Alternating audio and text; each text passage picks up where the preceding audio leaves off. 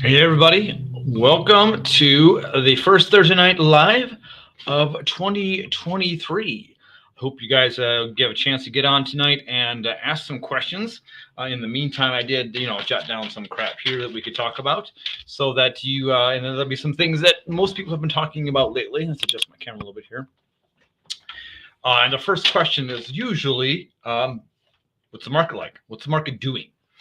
So 2023, we're seeing a interest rates kind of come down a little bit, and then they are kind of going back up again, and so it's kind of a back and forth thing. But I think what happened was last year when the interest rate spiked into 7%, everybody kind of froze, and they said, "Oh no, what's going on? Let's wait and see what happens." Elections were going on, all that kind of stuff that happened near the end of 2022, and now things are to the point where it's like, okay, rates aren't going to go back down to probably below 5 for a while. So it's time to decide, okay, if we're going to move, let's do it. And if not, we're just figure it out. We'll have less affordability. We'll have less stuff to worry about. But we're just going to do it. So we're starting to see the market kind of heating back up. I was at a listing a couple of weeks ago where two listings I was at were double offer situations. I showed a property yesterday that was under contract the next day. So we're starting to see things move along.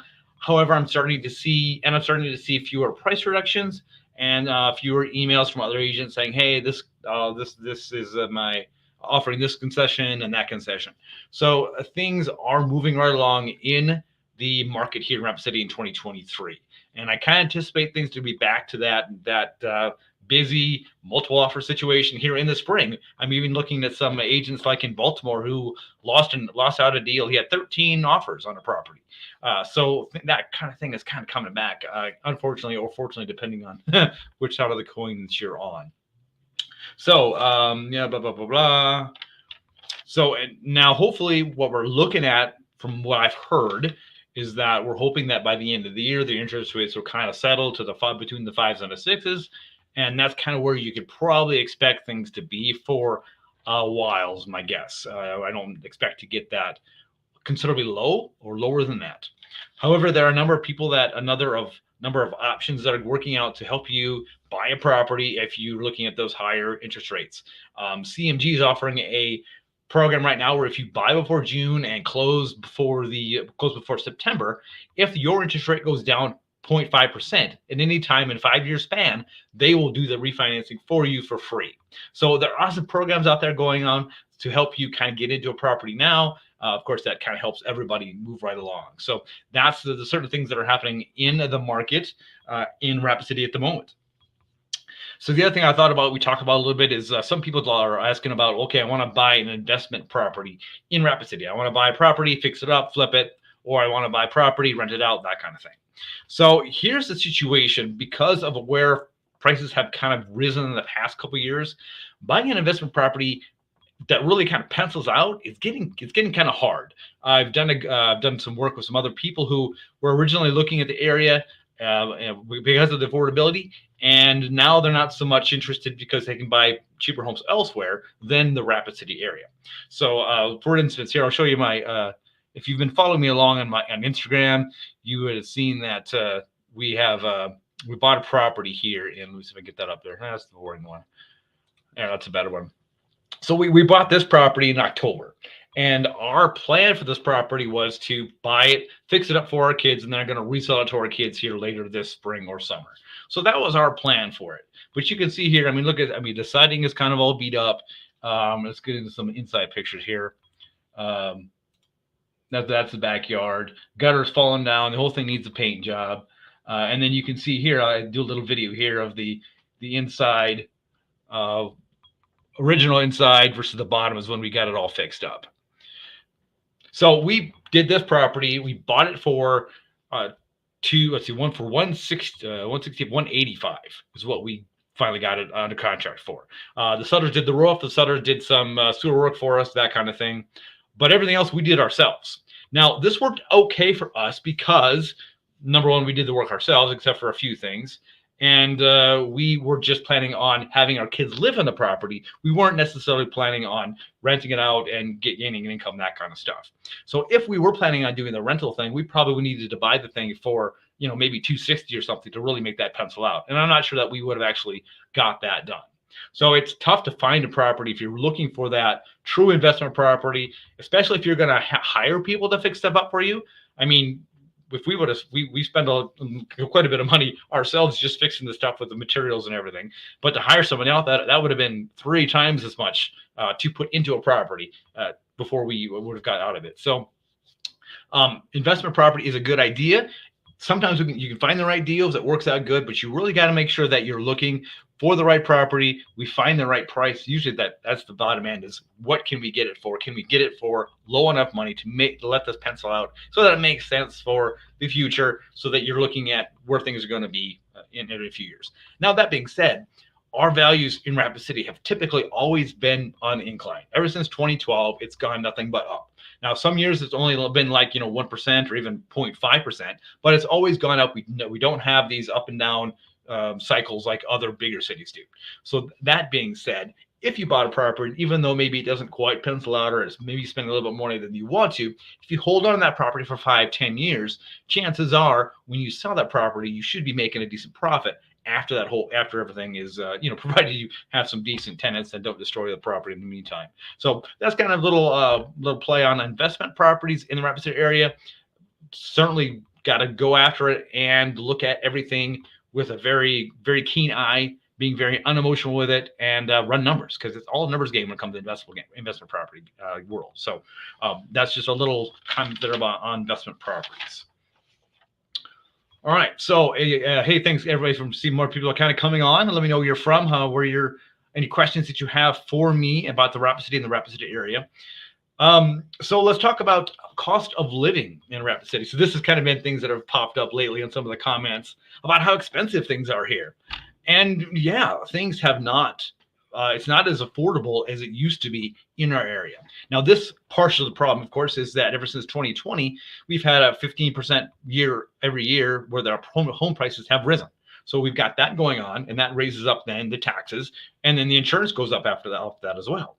So we've got all that going on. Plus, of course, inflation is where it is. So it's becoming a little more and more expensive to live in the area, and you got to want to live here to really make sure that makes your styles. The wages in Rapid City have never been great. They've never matched the housing prices. So that's kind of been a hard part to deal with here in Rapid City. A lot of the people that are in the, working in the cashiers, et cetera, they have to have 2 jobs and they're just getting by. So it really gets to be kind of a tough scenario if you don't have a decent amount of income to live in the area, especially with the rising prices of everything, because natural gas is going up, gasoline prices are going up, food prices going up.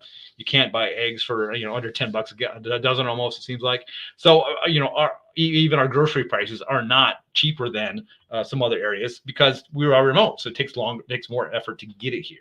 That being said, there are some decent deals if you look around for farm to table type stuff. We get our beef directly from a rancher, that kind of thing. So there are some options around town, but in general, it's not your it's not your cheapest place to live in the world. There are some towns in the Midwest that are considerably cheaper than it is here in Rapid City. And even when you go to Sioux Falls has been a very growing city as well. And the same thing there. Things aren't cheap there either.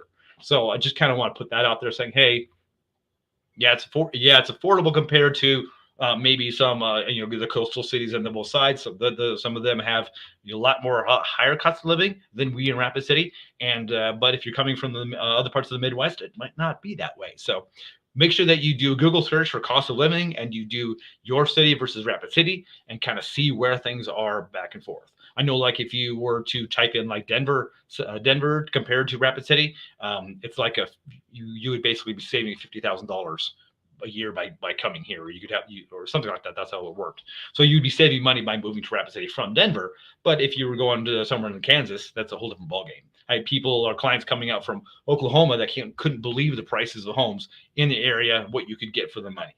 So you make sure that you check into that, and things aren't probably going to go down very much anytime soon.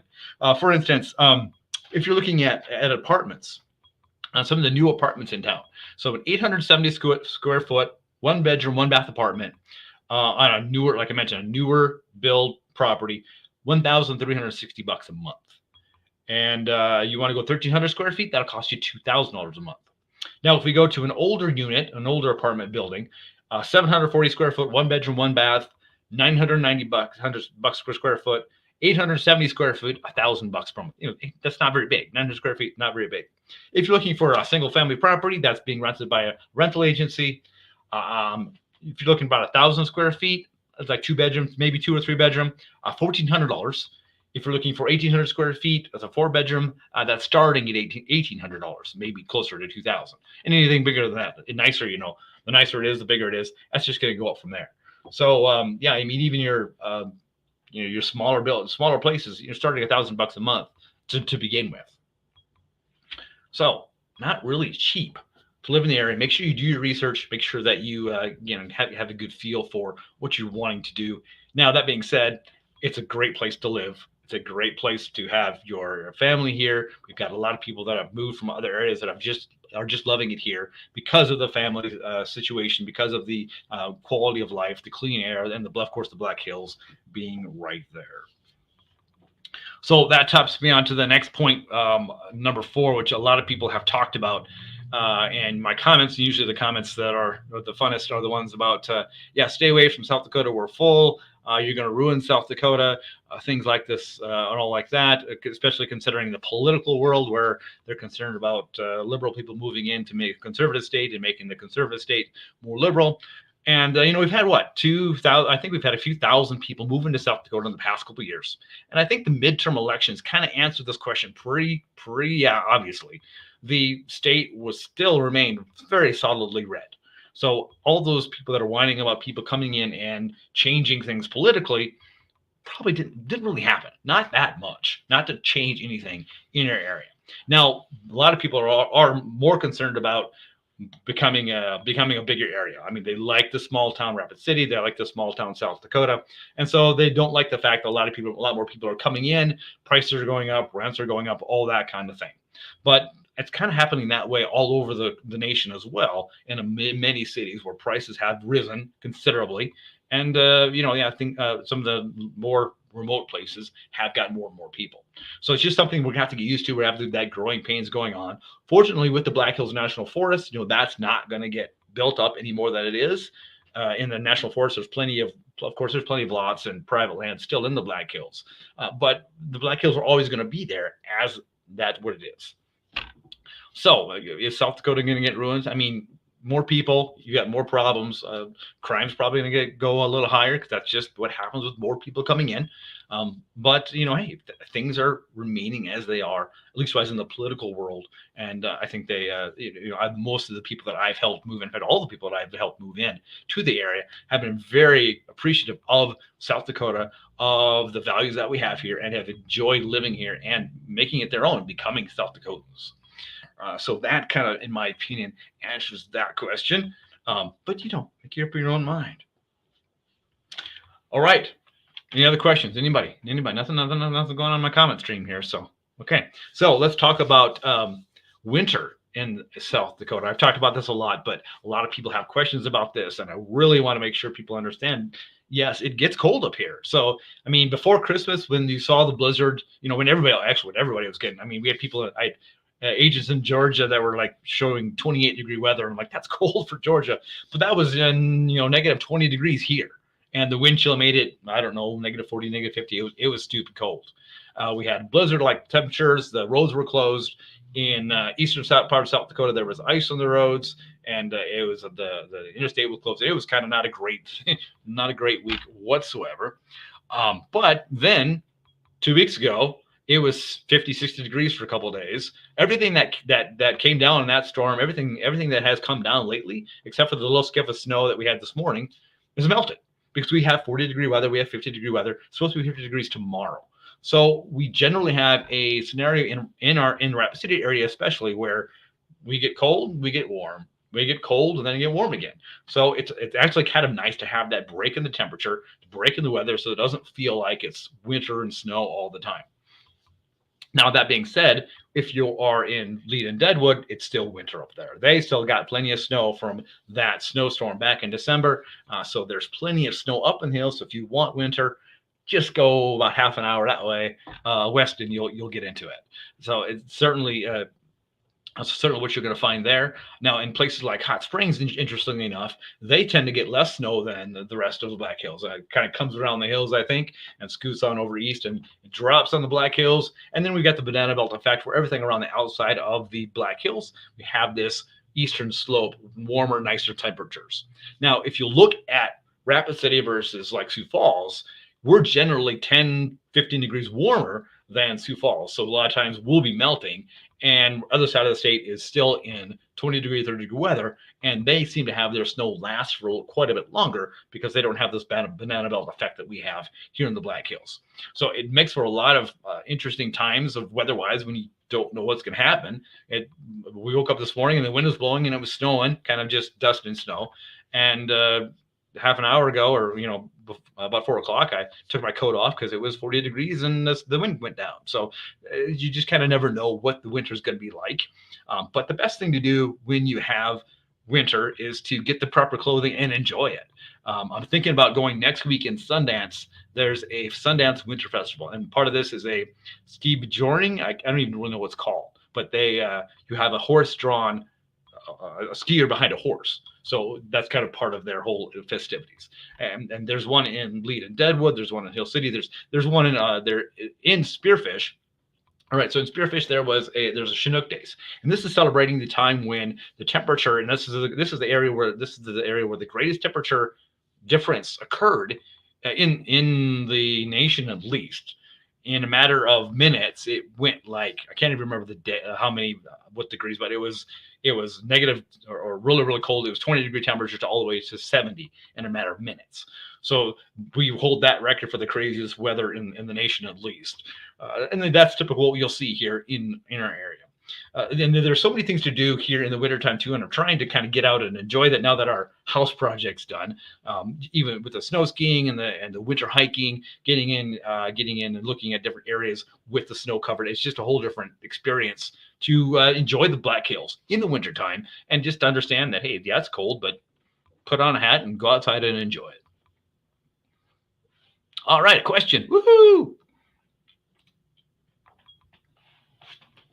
So water has never been an issue that I have heard about in majority of it. There's like one subdivision that I recall that have like pretty strict water conservation law regulations. So because they've had low water issues.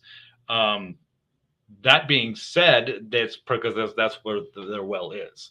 Generally speaking, I haven't heard too many issues of water in hills, wells in the hills. We haven't ever had a problem in the Black Hills, living in town for however many years I've been here, whatever it's been. We've always had water conservation, but it's never been, oh, the water is low, we're in trouble. So I've never heard that before. But there are properties, for instance, up north of Box Elder and way over between Custer and Newcastle, almost to Newcastle, there are some areas there that the water is 1,000 feet deep.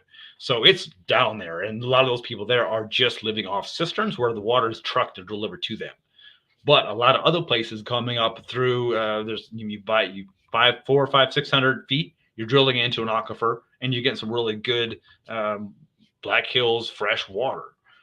Other than that, and then the Rapid City area, we get supplied by Rapid Creek, which flows from Deerfield Lake, and then comes through Pactola, and then comes into town. So they're regulating that, and we've never, there have been dry years, but even then, I don't remember being like, oh no, we're in trouble, we don't have any water.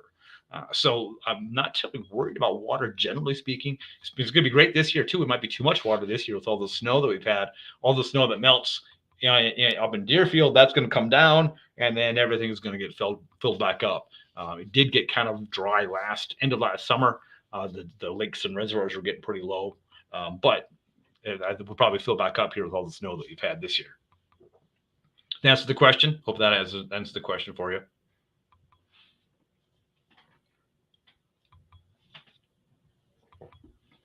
So I suppose, and I've referenced then also to water, utility-wise, we have, there's kind of 2 or 3 different companies that provide electricity, and that's the Black Hills Energy, or if that's the majority of Rapid City.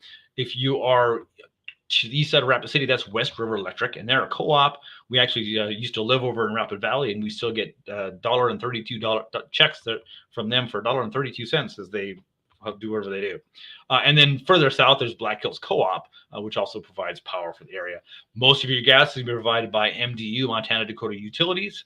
And then, of course, we have a number of different internet options. Around here, Midco is the one that I've usually used, and that's the one I like the best. Blue Peak is the other one that also has broadband internet. And then if you are down closer to Custer and Hot Springs, Golden West Telecommunications has a kind of a faster DSL. And then anywhere else you go, you've got HughesNet, which is a satellite service. You can do some Starlink, that kind of stuff. So usually we're pretty well, we've got a few options as far as the utilities are concerned, but it's pretty much set as, you buy this house, this is the utility you're going to get based upon location. So, all right. Well, we've been rambling on for 20 minutes. Thanks you all for joining and watching. Go ahead and post any further questions below, and I'll certainly answer those. But enjoy the if you care about the Super Bowl, enjoy the Super Bowl this weekend, and talk to y'all later.